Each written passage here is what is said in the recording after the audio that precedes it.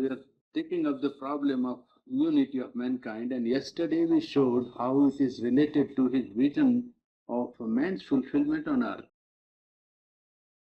An omnipresent reality is the basis of this cosmos, and the manifestation of this omnipresent reality has taken, metaphysically it takes up three positions, but in actuality, in actual evolution, it takes three positions. The individual, the collectivity, and the possible realization of unity that is in the offing. And we saw that the individual and the collectivity is necessary for an intermediate stage between one and the many. If the one is to pass into many, it does not take place all at once from one to the many, but one to a number of groups, and each group again giving rise to individuality, so that the transition from one to the many is not done in one step or one jump, so to say. That is what we saw yesterday. Now, here we take up directly the question of what is the drive toward this unity which we see today? Well, apparent drive is due to the great progress of science and application of reason to life, individual life of man and collective life of man. You see, the science has made such a progress that the individual and the collectivity, social life, national life, international life is compulsorily driven towards unity. And that is one great factor which makes for unity. Only the obstacles are that because if it relies only on scientific means, then the means will be mechanical, that is one. And even if it resorts to social and political institutions or social and political methods of bringing about the unity, even that will be external. What is needed is not a constitutional movement which will bring about a unity. What is needed is not merely some social or political institution which will want to bring about unity. What is wanted is a psychological sense and inner reality of unity. That is to say, oneness of human race felt as a psychological factor. That mere scientific progress or social or political method will fail to bring, because social and even political methods are outward, external. They try to change the man from outside, and therefore the effort to bring about unity from political or economic or social reforms or changes or methods will always be lacking the spirit of it, which is psychological, a living sense of unity of mankind. Well, that is what is to be created. The drive is by science rendering the obstacle to the minimum, because communication between man and man, thought communication, man-to-man relation, state-to-state relation has become now practically, has annihilated time and space. You can always know what is happening in the farthest corner of the world. And events which were not known before and not valued as important have now assumed such an importance that anything happening in any corner of the globe has universal repercussions all over the world. I gave you the instance of how the result of Battle of Waterloo reached India 5 months after to the Governor General. The public did perhaps know it after, came to know it after 1 year. I don't know when, but the Governor General received the first report of Battle of Waterloo 5 months after. This is a fact from history, I am telling you. Now you can imagine how much change has taken place from that time to now, when you can hear somebody being killed in Africa just now, 1 hour after the event has taken place, and you have your reaction, your opinion, whatever you want to do. If an organization is there, you can immediately take part in it. So the scientific progress has rendered communication so easy, so instantaneous and common, that now the drive towards unity can be greatly helped by this mechanical progress. But only mechanical means does not bring about unity is known very well now, because that same progress led to 2 world wars. So that it wouldn't always necessarily, because it is scientific progress, it would not therefore mean movement towards unity. It might mean towards destruction. It can be equally a much stronger power for destruction. So, and also political and social methods would be only external, would not succeed unless there was a living sense of psychological unity, a feeling of oneness of humanity. Well, that is what is to be created, but this can help. And secondly, a question can arise in some minds as to why there should be unity at all. When you study the progress of small groups, small collectivities like the Greek city-states, or if you go to India, some of the Indian republics in early times, 2,600 years before, they were contemporaneous to Gautam Buddha's existence. Now, if you take those, you will find that they were more creative. The larger the aggregate that grows, the more complicated becomes the organization, is it not? It requires a machinery for running it. And, the more and more red tape, rules, constitution, and organizational part has to be well brought into existence. So a smaller aggregate is certainly more creative. Well, the defect of the small aggregates were there. They had advantages, they had disadvantages also. You see, there were disorders in the smaller Greek city-states, and also they were not able to defend themselves against aggression of powerful neighbors, you see. They could not defend. So that part being given weakness, well, the bigger units make elaborate administrations necessary, organizational and machinery part, which diffuses the whole. It does not bring about that intensity, which a small unit can put forth.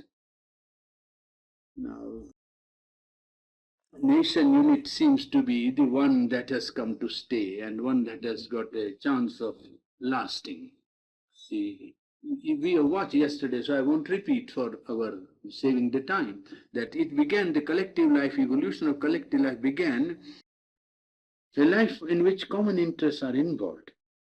Thirdly, a conscious mind or a sense of unity, a feeling we are all one in some way. These are now common, the second element, that is to say, the common life. It is on this that nation existence is formulated by the states. Common interests, you see. A common life in which economics and, all the other things find their place. In Britain, for instance, the first element, geographical, is there, and still you find Wales not one. In Holland, for instance, there is a one geography, but Belgium and Holland are not one. So you find Sweden and Norway, the geographically a unit, still are not one. Please point out that that is not necessarily the criterion, but it has its own basis in the physical. The problem of federated. Today what is needed, he says at the end of this chapter, is that the creation of a human culture with contribution of each culture and not resorting to military force or political pressure. Adaptation and interchange are what is needed. New birth from old elements, and this is being now fortunately recognized more and more in mankind because of wider knowledge, dissemination of knowledge, communication, value of variation also being accepted more and more. And seeds are being sown for the new age. No nation is now considered inferior to any other, or at least should not be. And Europe and Asia can meet on a common ground. And he says that even now the continental unity is now overpassed by man's consciousness. Even continents need not unite. European Continental Union or African Continental Union or Asian Union is not necessary and not desirable. Man's consciousness has already gone beyond that to the one world already. But in spite of lines of demarcation and lines of spatial temperament and spatial cultural strand, all cultures can come together, just as he illustrates by saying how the culture of Asia and Europe can come together. He says they can come together on a principle of equality and on a principle of unity. Political unity secured by common interest. That's first. Secondly, sound commercial interchange and mutual industrial helpfulness, which is coming. And thirdly, new cultural relations to build a human unity by contributing the spatial strain of the culture evolved by the collective or nation life to make a rich world unity and a human culture. Well, no more the possibility of empire seems to be possible now. He has written about the aggregates, you see, in the 8th chapter. He has cited the example of France, that France had an idea of French beyond the seas, you see. Entente française, they say famille, they say family, you see, French family, they used to say. The French had the idea of France beyond the seas, which implied the inclusion of other races also in the fold of French family. They wanted that Africans, and that is what they meant by, metropolitan France extended to Africa. In fact, Algeria was regarded the 18th province of France and treated as 18th province. Literally, I mean, France that way is not deceptive. She was not insincere, except the colonials who were in Algeria. It is the French colonists who settled in Algeria who broke the constitution and didn't allow it to work perfectly. But French had always regarded Algeria as an integral part of France and treated as such.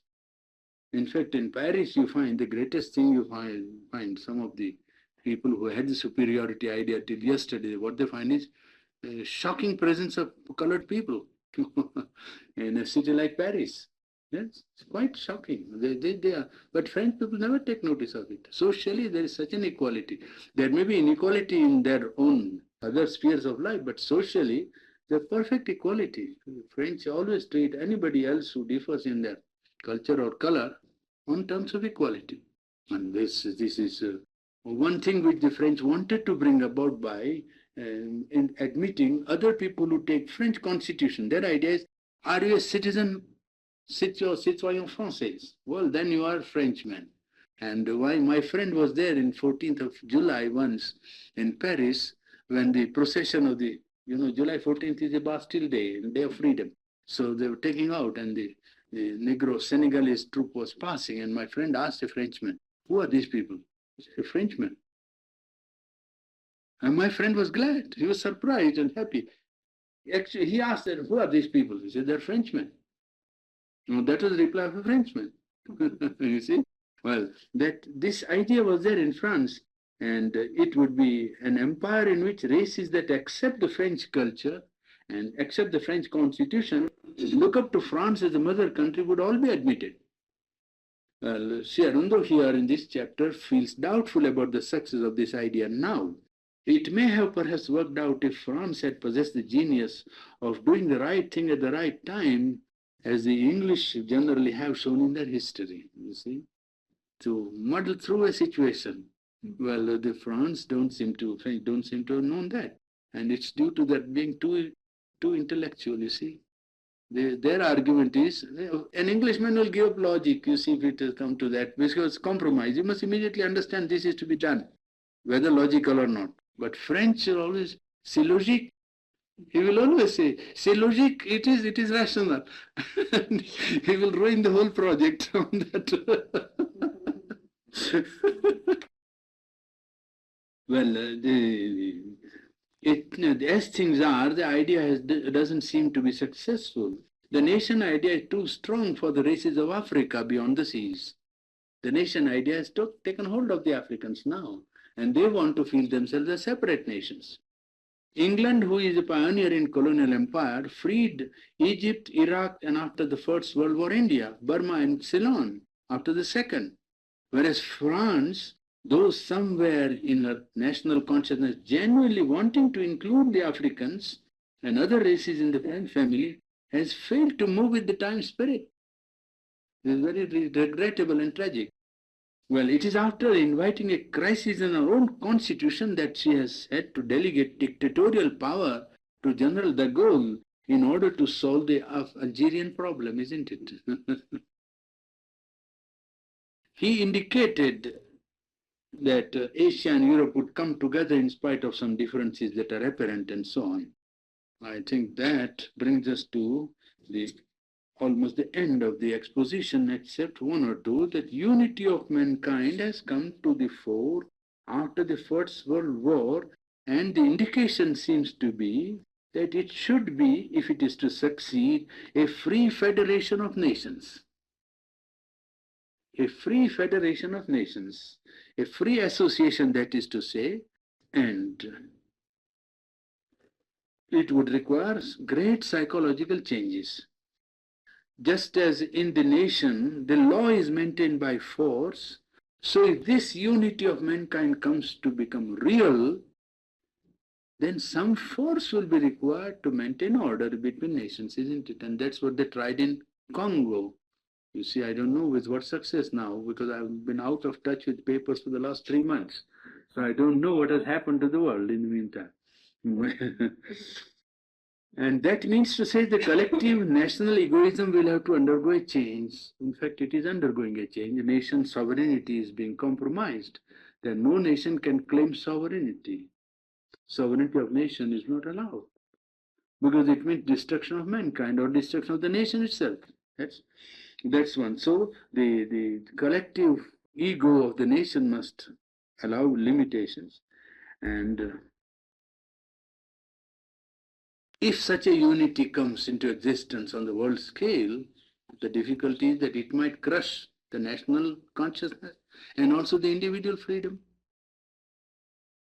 If you bring a powerful national unity of mankind into existence with so much power and a iron constitution, it might crush down the nation unity, national consciousness, and also crush the individual freedom. That is one danger. And thirdly, you see, it might only be economic, political, and administrative unity, you see, and it might not bring about psychological unity, the soul, into existence. These are the three dangers of this federation that is in the offing, that is all, because the earth, he says, seems to be in travail of one common, large, and flexible civilization for the whole mankind. That is what the earth seems to be trying to bring to birth. And each ancient and modern culture shall bring its contribution as a necessary element of variation. And happy sign is that exchange is already taking place.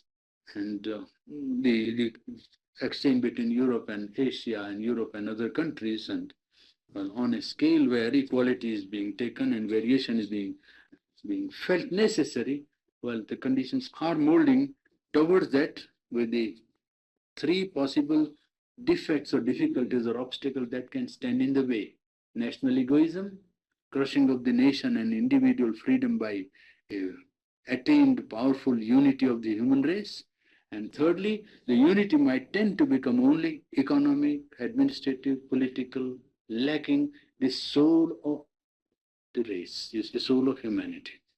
And that brings you to the end of the ninth chapter. How are you now? Come along.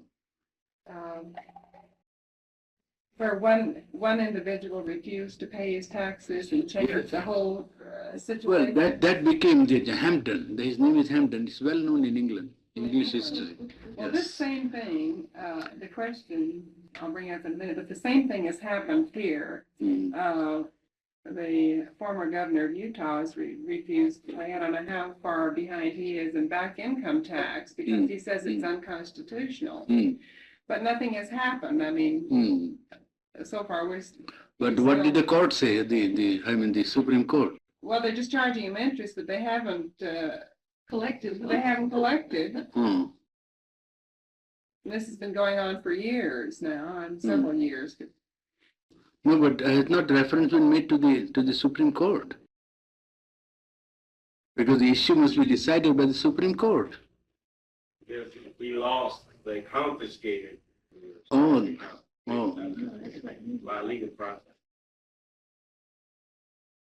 Well, then he has either to change the law, so work it up like that. If that is true, I mean, if it is a point of conscience, he has to get a number of persons to join him if he can persuade them to.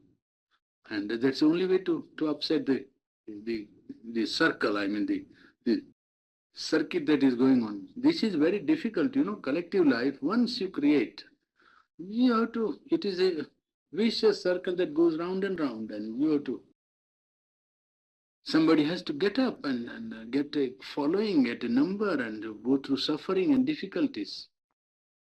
But wasn't our English set up as an emergency, a national emergency, has never been reduced? I mean, is it a constitutional thing? At least there were many people who seemed to feel that he had a point. But again,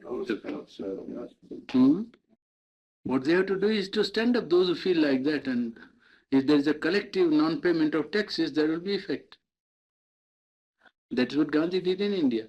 The government wouldn't be able to meet its debts because it's already way in debt. It's self-continue though. What happens? That stop some of this giving away.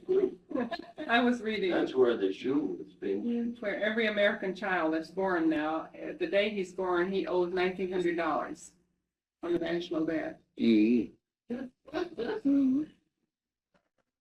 Purani, does this soul You think what?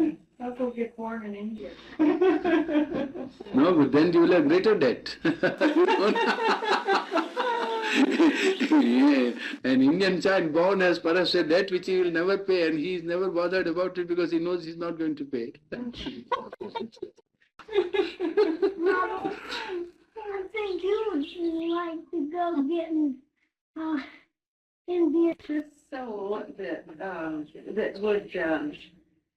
would happen if we had the realization of if we had international. I mean, we have one world. Yes. Does that soul have to come first from inside before it comes outside? Exactly. That is what he's pleading for. In fact, the whole book is centered around the need of creating the psychological entity before any constitutional or outer machinery, because it will only remain outer. Yes.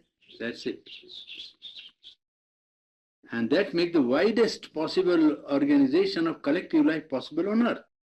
The highest unit is humanity. The highest unit is human race. And identification or oneness with the race would be the realization of the highest collective entity on earth. Yeah.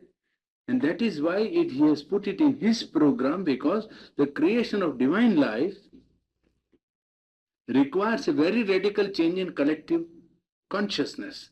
Now the collective consciousness is centered around national ego.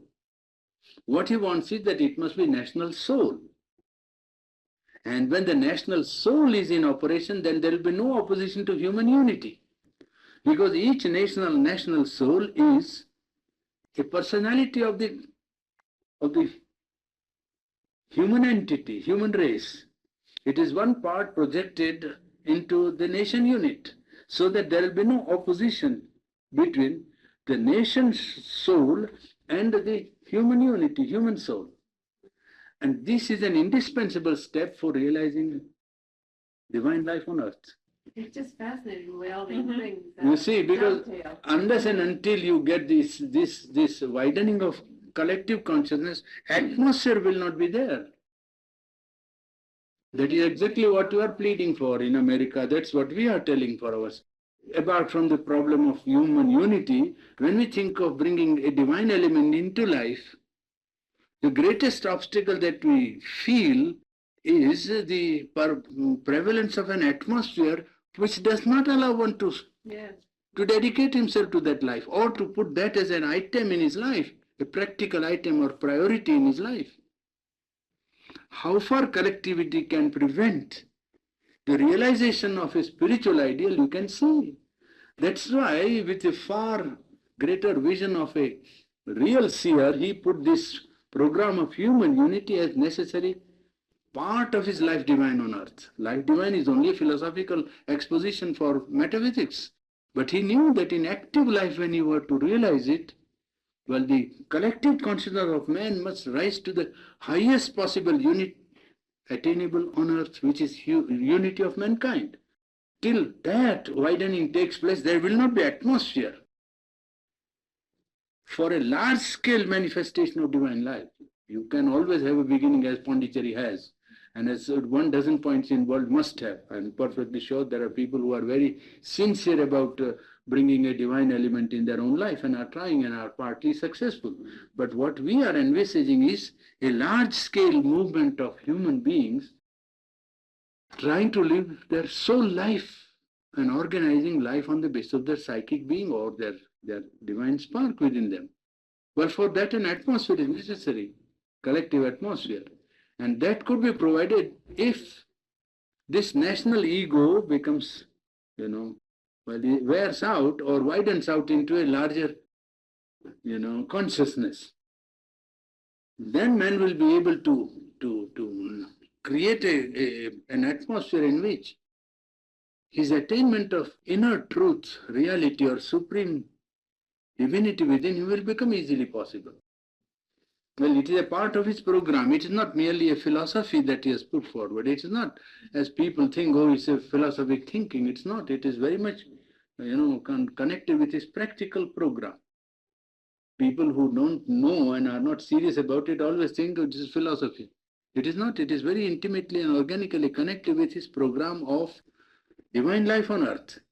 If the divinity in man is to manifest in individual life, the collectivity must create the atmosphere, and the way in which collectivity can create the atmosphere is by realizing unity of mankind. That is for all. It doesn't obviate the possibility of individual realizing divine life, please note. And small groups, individual realizing divine life. And small groups also realizing divine life, because they can always fight against the atmosphere and do it. But we are thinking of the whole mankind. And in each nation or in each continent, people who want to devote themselves to higher pursuit of culture or spiritual life, then there must be an atmosphere, and that atmosphere is the unity of mankind. That will give them the atmosphere in which they will be easily able to, well, attend to these higher values of life. Otherwise, there will be a cramp, and there will be a limitation in the whole effort, which is there. You can see it here, that with such a, possibility of organizing economic and outer life on easy terms, in America, very few are able to do. It should be possible here if it is anywhere in the world. An outer organization of life in which one is freed, at least for some time every day, to devote himself to spiritual pursuit. And it is exactly that which doesn't happen. Yearning, that searching. Yeah, that of course, it is that must press ultimately either in two directions, either in one's own organization of individual life or in change of collective life. So that if unity of mankind comes, then the sharp problems of nations will be worn out, you see.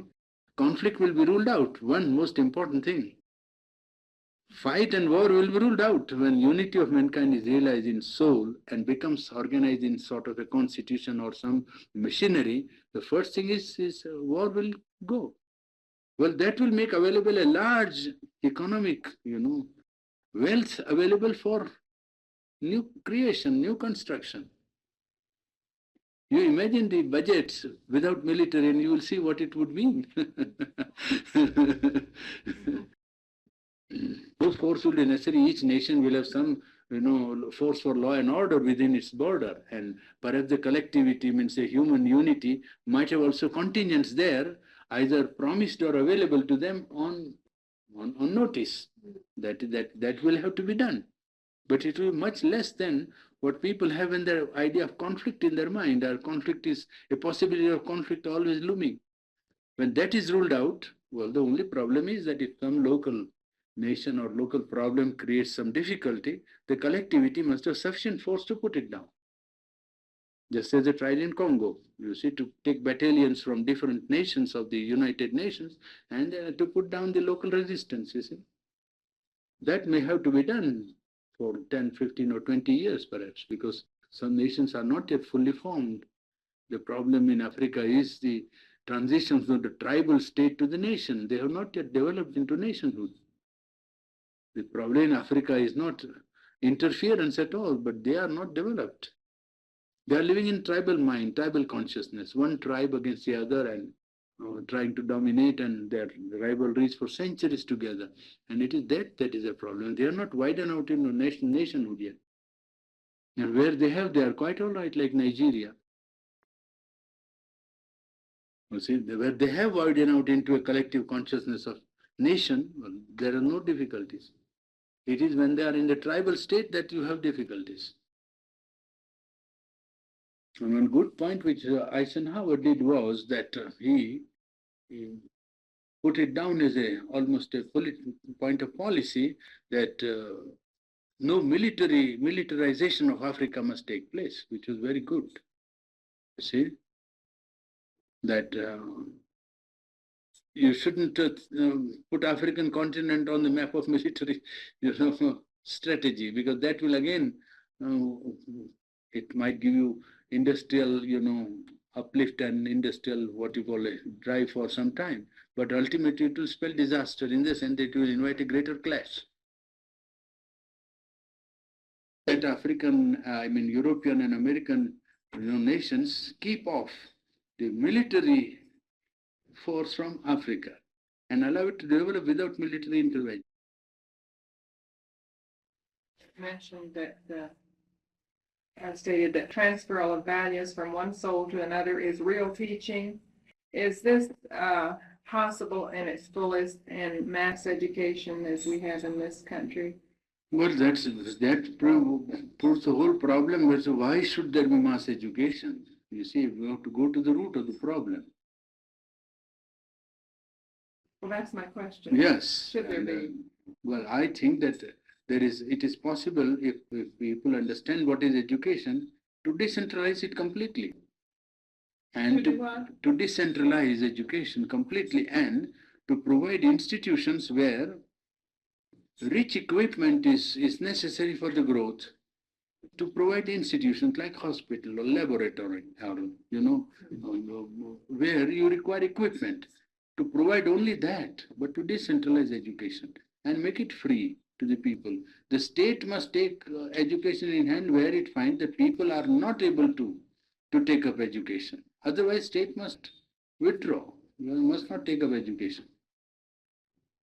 In fact, I think that in America there is a lot of private initiative in that direction, is it not? I don't know, because many of the universities are not state universities. They are not owned by the state, are they? No. Some are. Yes, so that way it is one sense good. Now these very institutions must now make up their idea about policy of education. They can decentralize. Being private, it is open to them to change that policy of educating and say that we are going to attend to the development of the individual, not to passing of information and technique.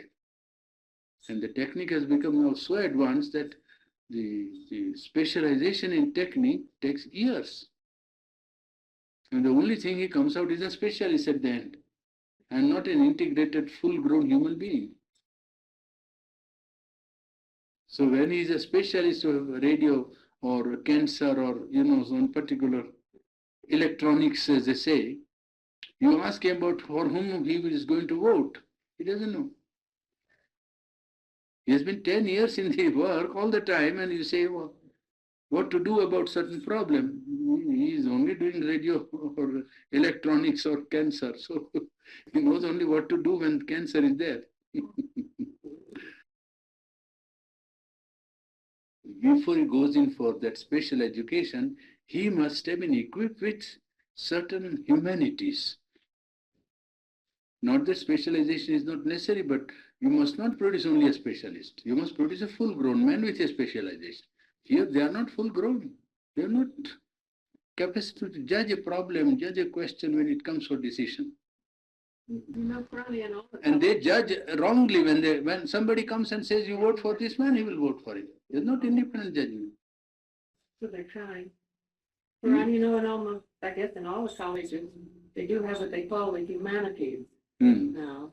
There probably is a movement in that direction. That's right, it's movement toward the more general things, studies required first. At the university now, for the first 2 years, you don't take anything specialized. And it's extending so that you have more and more, general education before you're allowed to do the specialization. Yes, it is very necessary to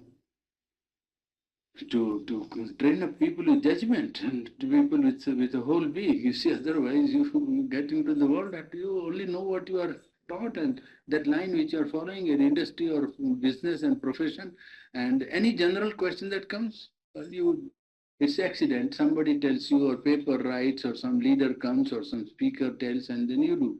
You don't form an independent judgment because you have no data. You have no view of history, view of the past, view of the present, view of what people did before, what is to be done now, how it can be done. No idea. Ronnie, do you think that it would be possible or practical for the first few years of children study, they just reading and arithmetic basics, to be taught by the parents, complete centralization with textbooks and perhaps government administered tests available? Or that If either parents know how to educate, means first of all they have to give that freedom to the child, which very few parents are prepared to give, I am afraid. yeah, that's what You see, the first law of education is freedom of the child. Yes, but shouldn't the family is, as I understand, the smallest entity of collective life? Yes. Shouldn't the parents be able to know best what their child is? They can know, but normally parents, as they are, I am talking of normal, 90 out of 100 or something like that. But parents have first difficulties of attachment, Yeah. great attachment. That prevents them from, Can't be objective then. yes, can't, that's one. And secondly, the wideness of outlook to give freedom to the child. You see, to give freedom to the child is the first thing for an educator. If he is going to be a true education, it must be based on the freedom of the child. That's what Montessori said, and that's what in the ashram, that is the basic principle on which we proceed. And we have built up an institution which shows that it can work. You can say, oh, if only you have special staff, but that's all right. All staff must be special staff. Why not? No, our contention would be, why not all teachers become special staff? After all, what is special staff? You must be interested in education. A teacher who is only looking to his pay and promotion, well, he should take some other profession. He must be interested in education, you see. You should try and say that though to the teachers. Hardly any fruit, it would be hard to. Perhaps nations differ in that respect too. I think they really tried the Montessori method here, and maybe the teachers weren't equal to it, or maybe the children were from this part of the world weren't.